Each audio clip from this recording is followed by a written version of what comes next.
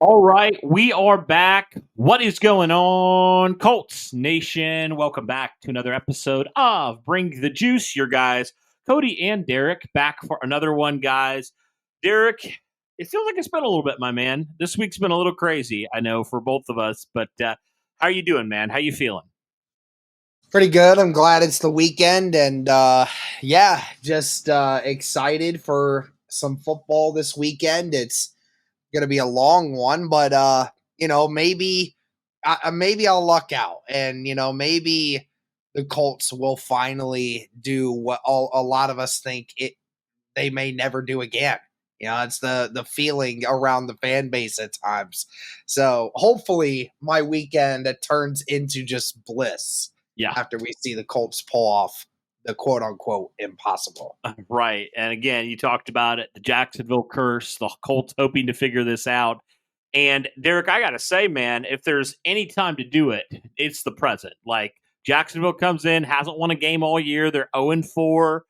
Doug Peterson's answering all these questions about has he lost the locker room, right? It's like, it's to that point where, the real conversations are starting to happen about the future of a lot of people in Jacksonville. So with that, like you said, the Colts haven't won a game and also you throw in the fact they haven't won since what 2015. Andrew Luck was still there. A lot of players that we would look back and be like, "Oh yeah, I remember that guy." Like it's to that point where Derek, I was, and still in high school, college last time the Indianapolis Colts won down in Jacksonville. That's where it was. So the Jacksonville curse is a very real thing. The Colts haven't won down there. They've had opportunities to win, but just for whatever reason, whenever they are down there, it just for some reason it's just been so difficult for Indianapolis to do anything. I mean, Derek, so many we could keep talking about all the games the Colts should have won and the fact that Jacksonville just somehow just continues to win. So, no better time than the present for the Colts to do it with a reeling Jacksonville team. And today we wanted to talk about some keys to the game for the Indianapolis Colts to do that and to break the Jacksonville curse potentially here for the first time in a long time. So we're going to talk about that in just a minute, but just want to remind you guys this episode is presented by Prize Picks. Guys, be sure to hop over to prizepicks.com today. And when you do that, use the code JUICE to get $50 instantly after you pay your first $5 lineup. All right, Derek, let's start right in and talk about some of the things the Indianapolis Colts must do in this game in order to come out with a victory for the first time in a long time.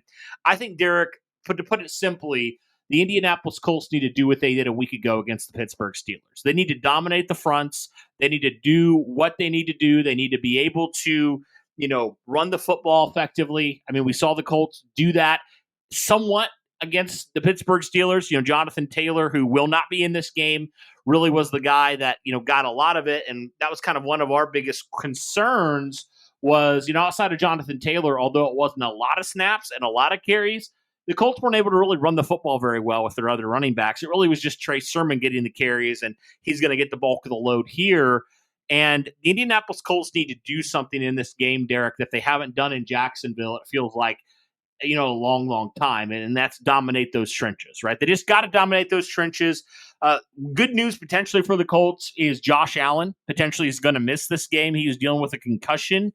We'll see on that. He has not officially been ruled out yet, but you never want to be too overly aggressive when it comes to rushing players back from concussion. So we'll see on that, but potentially some good news there for Indianapolis because Josh Allen has just wrecked this Colts offense for years now. So hopefully the Colts are able to figure that out. But Derek, they got to run the football. And while Jacksonville certainly has, like we said, 0-4, they've had all their issues. This is a team, Derek, that actually has been pretty decent against the run pretty much all season. They come in right now as the 10th best defense in terms of rushing yards allowed. And that's definitely something that's nothing to balk at. And also, when you look at it, yards per attempt, Jacksonville comes in as a sixth ranked team. So, if there is a strength on this Jacksonville defense, is they have been able to stop the run at a pretty good rate this year. So, what do you think when it comes to dominating the trenches? What do you need to see the Colts do without Jonathan Taylor in this game on the offensive side of things to really hopefully take control of the trenches? Yeah, it's definitely going to be running back by committee. That's what Steichen said. So there's going to be a healthy dose of Sermon and a healthy dose of Goodson in this game. And yeah, we have seen it to where, we've seen Indianapolis be able to run the football in spite of not having Jonathan Taylor.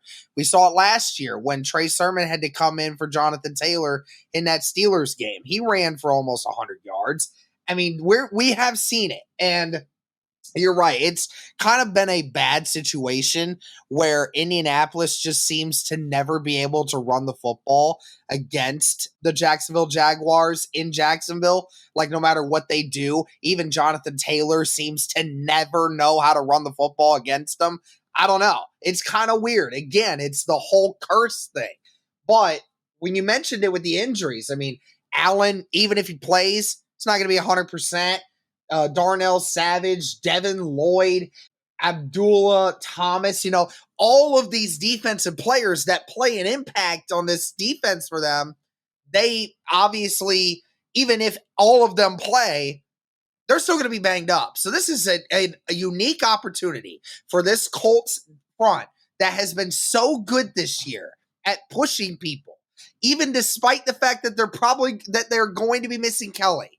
If you can get the same kind of push that you did against that Pittsburgh front, you can certainly do it against this one. And you should be able to at least have a semi-competent offensive rushing attack. Doesn't have to be anything crazy, and it doesn't have to be anything spectacular. It just has to be enough to where you're getting 3 to 4 yards a carry with Trey Sermon and Tyler Goodson. It's all about putting your offense in third and shorts rather than third and longs, regardless of which quarterback we're putting out there this weekend, whether that's Richardson or Flacco. Putting them in third and shorts going into this is going to be so much more beneficial as it is for any other time, and it's so much more beneficial for them in this one.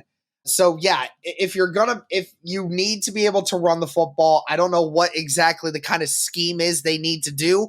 Obviously, whatever personnel is going to be out there in this game is also going to dictate how Shane Steichen uses that rushing attack. Can you run it up the gut if they're missing Allen and Lloyd? Do you try to attack the outsides if you're dealing with both of them? I don't know. That's really going to depend on who's going to be available for Jacksonville. Yeah, and like you said, Josh Allen injured. We'll see on that. Devin Lloyd, he's also injured. We'll see on that if he does play. Also, Ludicon as well, who their leading tackler last year, he was placed on IR. So, I mean, Derek, even though this team has definitely had success stopping the run, you also look at it and you say they are pretty banged up with some key guys that have made that happen this year. So, yeah, very winnable front for the Indianapolis Colts to take advantage of. When you talk about winning the fronts, that's definitely something the Colts on paper, even without Ryan Kelly in this game, I think they definitely have an opportunity to do that really early and often. If they can do that, I mean, that just helps everything on your offense, especially with potentially a banged up quarterback or, a 40-year-old quarterback that's immobile. So definitely going to be helpful there if the Colts were able to run the football. But also, Derek, on the front, when you flip it over, the Colts have struggled a lot earlier on in the season when it comes to stopping the run.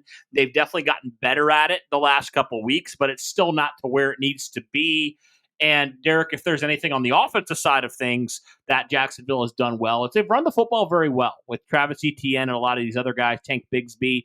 But Etienne does come into this game a little bit banged up, but Derek, Jacksonville does come in as a team that's 13th ranked right now in terms of yards and actually second in yards per attempt. So Jacksonville definitely can run the football very effectively. But we'll have to see on that, Derek. And especially with Indianapolis still continuing to hurt on that defensive line, with Tyquan Lewis obviously not going to be out there. You're getting a little bit more thin for the Indianapolis Colts. You obviously still don't have DeForest Buckner. So you're going to need your front seven, Derek, to really dictate this game and force Jacksonville, frankly, into doing what they haven't done well all year, and that's passing the football. So, make Trevor Lawrence beat you, essentially. I think that's what you have to do in this game, which is crazy to even say because, if we said this at the beginning of the year, we would have been like, absolutely not. You make them run the football on you. But that's not been the case. That's not been the case at all. So definitely an interesting thing there when it comes to it making Trevor Lawrence beat you. So I don't know, Derek, but I just think the Colts front seven, they got to get it going early and often in this game. They cannot let Jacksonville, do what teams did to the Colts the first 2 weeks. They just can't. Absolutely. And you're right. I mean, it's kind of funny now because of just how inefficient the Jaguars have been with throwing the football. I think a lot of it has to do with Evan Ingram not being available for a good chunk of the start of the year. Ingram, who has been, really good with them ever since he's come in, you know, Lawrence missing that. And on top of it, it's been that the offensive line for the Jaguars has been atrocious to start the year. They've been bad. And I mean, the Colts defensive line is in no way, shape, or form a elite defensive line, but they still have a couple guys out there that can still get pressure on the quarterback, and they're going to have to do it. And guess what, Gus Bradley? You have no defensive line help right now. You're gonna have to dial up blitzes. You're gonna have to adjust to it because Dio Odangbo and Laiatu Latu are your only helps. They're the only ones. Outside of that, you got no help on the edge. You got no help out there that's going to consistently get any kind of pressure on Trevor Lawrence. And Cody, we have seen ever since Trevor Lawrence has come to Jacksonville, every time he plays Indianapolis, he torches our defense, torches it. And that's what I'm afraid of for this game because despite the offense not doing great, again, it's also been because Lawrence has missed some obvious throws. I mean, I think Landon Oliver brought it up on Twitter the other day. Like, this Jacksonville team realistically is only a few bad Trevor Lawrence throws away from being 3-1. I mean, realistically. I mean, it's just because Trevor Lawrence has been off on his timing this year. I'm sure the offensive line has a little bit to do with it. A bunch of new wide receivers has something to do with it. But, I mean, it's true. Like, they're actually not as bad offensively as maybe some people want to think. And again, he always has his best games against Indy because the kind of defense that we play, he just knows where to put the ball. And he gets it out quickly, and he gets it to the best guy possible. So the Colts do definitely have to get to Trevor Lawrence frequently and efficiently. They have to blitz, and they have to make it uncomfortable for Trevor, because if they do allow him to sit back there, this game is going to end up very ugly for Indianapolis. Well, guys, with football season finally getting back into the swing of things, first off, we rejoice, but also, guys, when it comes to Prize Picks, this is going to be a great way for you guys, especially, to check out some of the stuff that Prize Picks has. You can now win up to 100 times your money on Prize Picks with as little as 4 correct picks. You heard me right. Only 4 correct picks. You can win 100 times your money, guys, on Prize Picks. Be sure to sign up today and get $50 off instantly when you play $5. You don't even need to win to receive the $50 bonus. It's guaranteed. All right, Derek. So when kind of looking at this game for the Indianapolis Colts coming into Jacksonville, I mean, we obviously know, Derek, the Colts have struggled down in Jacksonville. But, Derek, this is a Jacksonville team that has been terrible against the pass. I mean, all year, they've been terrible. They're one of the worst teams. They don't have Tyson Campbell, their best corner. So when I look at the Prize Picks over-unders here for this game, Derek, for the Colts, every single one of their receivers, I'm talking, of course, Michael Pittman, Josh Downs, and Alec Pierce, their over-under right now is 0.5 in terms of rushing or receiving touchdowns. And I have to ask you this question, Derek, with obviously how much Jacksonville has struggled against the pass, but obviously how much the Colts have struggled in Jacksonville. Are you taking the over and under on one or a couple of these players? And who out of the 3 that I talked about, are you going to pick here? And are you going to lock in as the guy that you think is going to eclipse that 0.5 over under here? Man, I mean, you got to take it away from the last couple years. I know that last year we only had so much touchdowns being scored when it came to Gardner Minshew. I do have a strong feeling that it really depends on the quarterback that's being played here. If Anthony Richardson is the guy to go to it, I would be much more confident in locking in an Alec Pierce one, but I'm not entirely sure about that. Even if Anthony Richardson is playing, I don't know if I would want to lock that in too much when it comes to Alec Pierce's chances of getting a touchdown. Would feel much more comfortable about a Michael Pittman or Josh Downs touchdown because we saw last week how much more involved Michael Pittman and Josh Downs were in this offense getting it going. And you saw with Josh Downs being in the red zone, we saw how Joe Flacco was able to get it to him in those particular moments. So, me personally, I would sit here and suggest that if we're seeing a red zone situation in Jacksonville, I think Josh Downs is the one that I would probably lock to get a touchdown in this game. I will add that Jacksonville has already allowed 7 passing touchdowns, which is 26 in the NFL. So when I'm looking at these receivers, Derek, I agree. I think Alec Pierce, he's very feast or famine. I think that is obviously dependent on the deep pass. Well, I still think that is a possibility, don't get me wrong, especially if Anthony Richardson plays. I think you're right. I would probably lean more towards Michael Pittman Jr. or Josh Downs. But here's the deal, and here's, I think, what separates it for me, Derek, is Michael Pittman Jr. has never really been a touchdown guy. Really, throughout his career, he's never been a touchdown guy. Well, Josh Downs last year didn't have a ton of touchdowns. I mean, you look at it, even though Michael Pittman had the same amount of, targets as Josh Downs caught more balls and he had a touchdown. Michael Pittman didn't have a touchdown. So I think for those reasons, out of the slot and doing things like that, I think I have to agree with you. I'm going to lock Josh Downs in, but I mean, I think you can't go wrong with either of these guys, Derek. I mean, all three of these guys have a great possibility in this game of scoring a touchdown, but Josh Downs is the guy that gets the volume, and I think Joe Flacco really likes Josh Downs. I mean, we saw last week, or Anthony Richardson, they both love Josh Downs. So I think Josh Downs is going to get a lot of targets, a lot of receptions. I think that's just going to help him get to the point where he has the best chance of getting a touchdown in this game. And Josh Downs, like we've talked about, he's an X factor on this team. So I think we got to lock in Josh Downs this week as our pick here for the Colts. I think the guy out of probably anybody else when you look at some of the over-unders for touchdowns, whether it's, Tyler Goodson, Trey Sermon, some of these other guys, really where Jacksonville has struggled has been that pass game. Josh Downs has been the guy the Colts have gone to recently, and I just think he's the guy that's going to score. So we're going to lock in Josh Downs this week, guys. So, guys, that is our pick, Josh Downs. We think he is going to break the over-under of 0.5 touchdowns this week against the Jacksonville Jaguars down in Jacksonville. But, guys, download the app today and use the code JUICE to get $50 instantly after you play your first lineup. Again, download the app today and use the code JUICE to get $50 instantly after you play your first $5 lineup.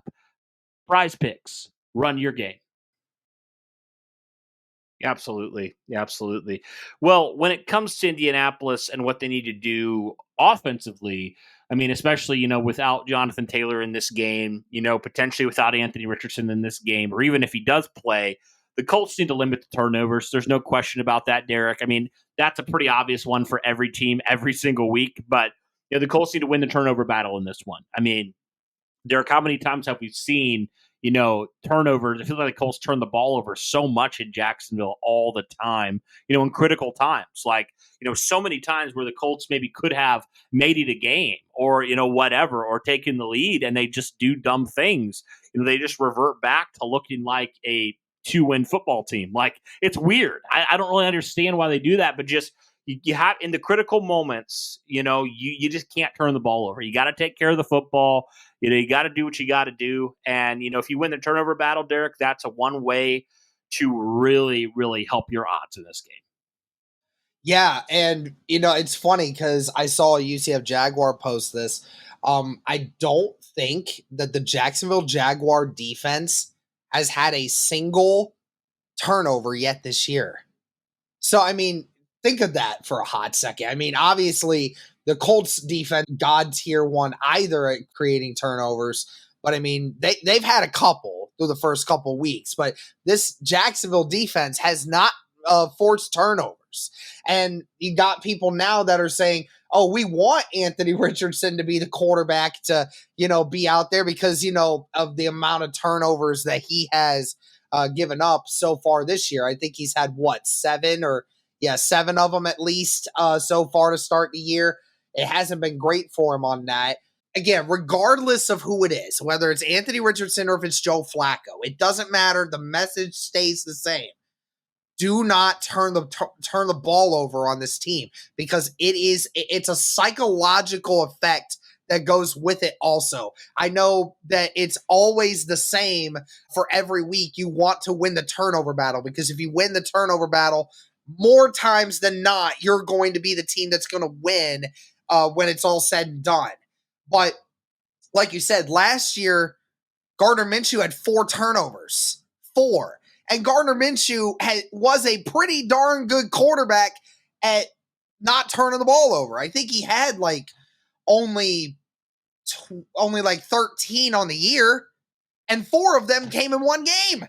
One game. And it's Jacksonville because for some reason, the things that we don't do bad at, we do exceptionally bad against Jacksonville. And one of those is keeping the ball in our hands. So whether you're Anthony Richardson, whether you're Joe Flacco, and it's the same with Shane Steichen, build an offensive game plan that is going to try to do the best to keep the ball in your hands. Don't go pretty.